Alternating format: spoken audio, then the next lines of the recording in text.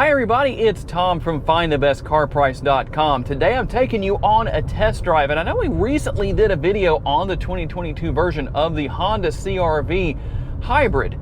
This is the EXL that we're riding in today. And so we're going to do a test drive with this model and tell you what it's like to drive because, well, for those of you who may say, well, I'd rather go ahead and buy a 22 CR-V than wait for the 2023. We haven't really received a lot of information about what we can expect from those 2023 models just yet. So we'll just talk about what we have here. Under the hood of this model is the 1.5 liter four-cylinder engine. It is mated to a CVT, the continuously variable single-speed transmission, but it seems to be well behaved. I stepped on the pedal a little earlier and it seemed to not have some of the effects or issues that some CVTs are known for. And that's the good thing about over the years, the CVT has actually been around for quite a long while. They're far more reliable than they used to be. That's good news. So with 191 horsepower under the hood, 179 pounds-feet of torque, your MPGs on this engine combination come out to an estimated 28 miles per gallon city, 34 out on the highway, 30 combined, and you're supposed to use, I think it's 3.3 gallons of gas per every 100 miles you drive, and if you factor that into the fact that you have a 14-gallon fuel tank, well, it's not too bad. This model does come with Honda Sensing, so you're going to have the lane keeping assist, blind spot monitoring, road departure mitigation, adaptive cruise control, all of those good things. So I'm going to cruise through this corner at the speed limit of 55 miles per hour.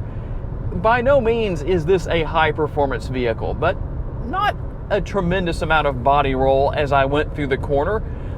But that's one thing you're going to find here. It has a smooth ride, and that equates to, well, not as great handling as you would have as something with stiffer suspension and more highly tuned shocks. So there is the sacrifice there, but I don't think anybody buys a CR-V for the idea of performance because, well, it's just not here. And overall, it's a very nice vehicle. The tire size is 235/60, 18-inch wheels, and have a power rear lift gate and quite a bit of cargo capacity back there. You do have the ability to lower the rear seats from that cargo area back there. There's a couple of levers you can pull on, or latches, kind of look almost like what you would grab onto the handles for your doors in the interior to open the doors.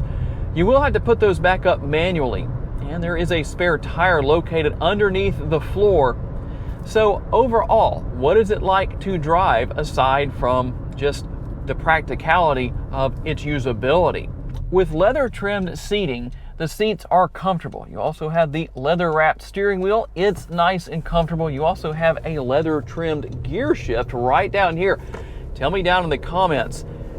As far as the shifter goes, do you like having the shifter right here in the center?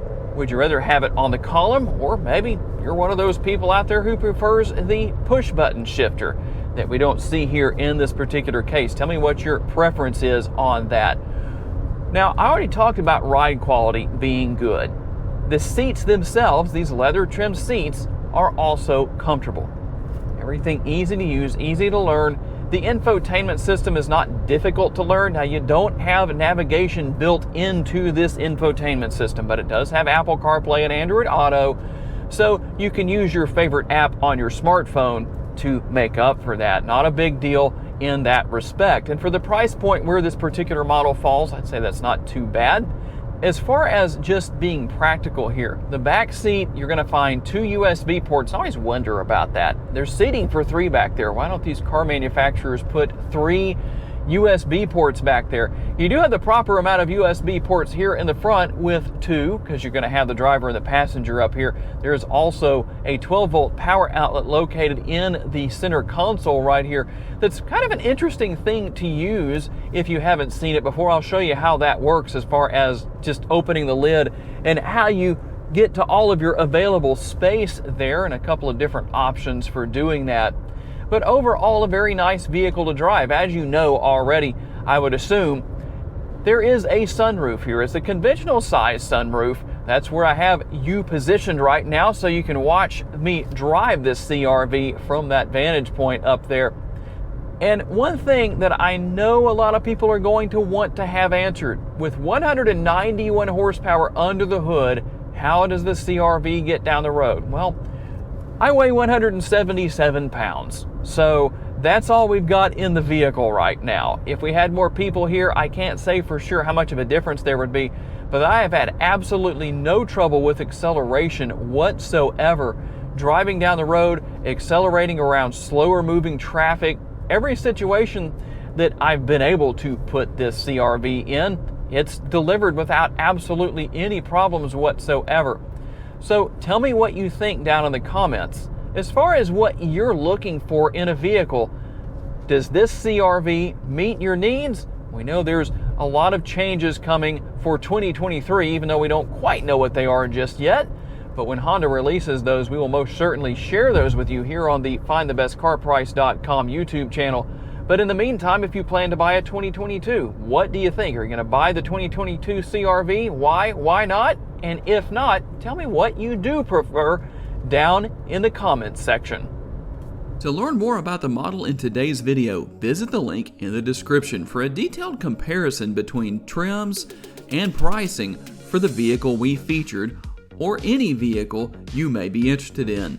These pages feature information such as our recommended trim level based on price, value, and features. Thank you for taking the time to watch today's video. We look forward to seeing you next time.